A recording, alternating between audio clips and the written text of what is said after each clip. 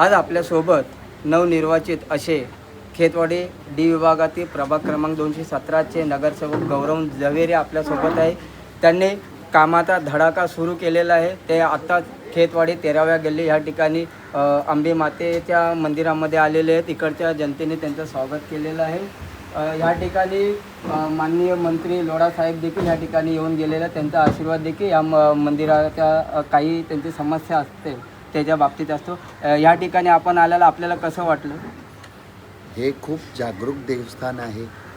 आम्ही लहानपणापासून हे बघत राहतात आणि ते खूप शिस्तबद्ध आहे। असं नाही की कोणाला त्रास द्यायचा की काही जे विषय असतील ते गंभीरपणे सांभाळून ते समाज एक स्वस्थ समाज आहे। आणि सनातन धर्माची हेच खूबी आहे की जे पण येतात त्यांना ते आवकारतात। म्हणजे हे जे व्यवस्था आपण बघितली एकदम शीतल वातावरण आहे। कारण तुम्ही कधी या माताच्या मुख बघा, प्रसन्नता बघा, तर लगभग 60 वर्ष झालेली आहे, 60 वर्षापेक्षा जास्त झालेली आहे। तर हे खूप एक व्यवस्था आपल्याला चालवायला पाहिजे। या लोकांनी आपल्या समोर काय त्यांची समस्या काय मांडली आहे का? समस्या तर आहेच आणि त्याचं निवारणही आम्ही करू।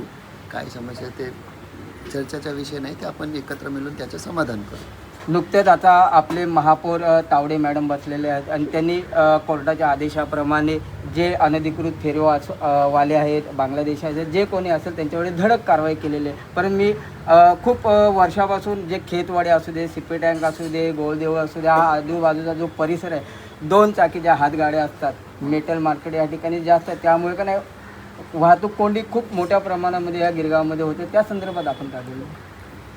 जर आमच्या प्रचाराचा माध्यम जर बघितला, जुने बाईट्स बघितले, तर माननीय देवेंद्र फडणवीसजींनी हे आम्हाला स्पष्ट मॅन्डेट दिलेला होता। आम्ही त्यावेळीही हेच म्हणालो होतो की कोणताही अनधिकृत कोणताही रोहिंग्या बांगलादेशीला आम्ही मुंबईमध्ये पग पसारा करू देणार नाही। त्यांना इकडने हकलून काढणार आणि ते कारवाईची हे फक्त सुरुवात आहे। ते जिथे जिथे लपलेले असेल तिकडने त्यांना काढून महाराष्ट्राच्या बाहेर काढू। आमच्या असं कानावरती सूत्राकडून माहिती मिळाली आहे की डी विभाग महानगरपालिकेमध्ये जे समिती आहे, प्रभाग समिती सी आणि डी विभाग हे आपल्याला देण्यात येणार असं आम्हाला आपल्याला या संदर्भात काय म्हणणं आहे? हे सर्व आम्ही एकत्र टीम आहे, माननीय लोढाजींची टीम आहे। ते 1 असू की 5 असू, संपूर्ण आदेश देवेंद्र फडणवीसजींनी जे व्यवस्था दिलेली आहे, मेयर आमचे ऋतुताई आहेच आणि त्यांचे कार्यशैली तुम्ही 4 दिवसामध्ये बघितलीच आहे।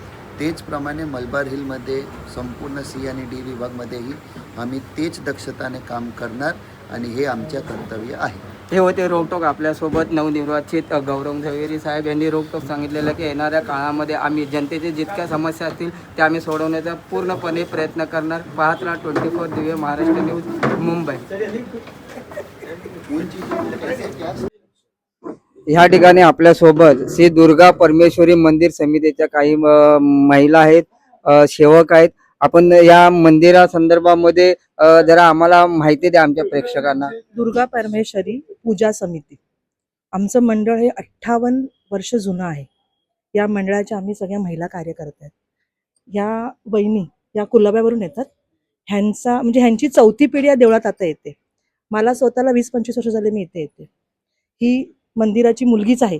ह्यांची आई देऊळ पहिला चालवायची, त्यांची ही मुलगी, ही पण त्यांची मुलगी। या आपण 30 वर्ष झाले देवळात येतात।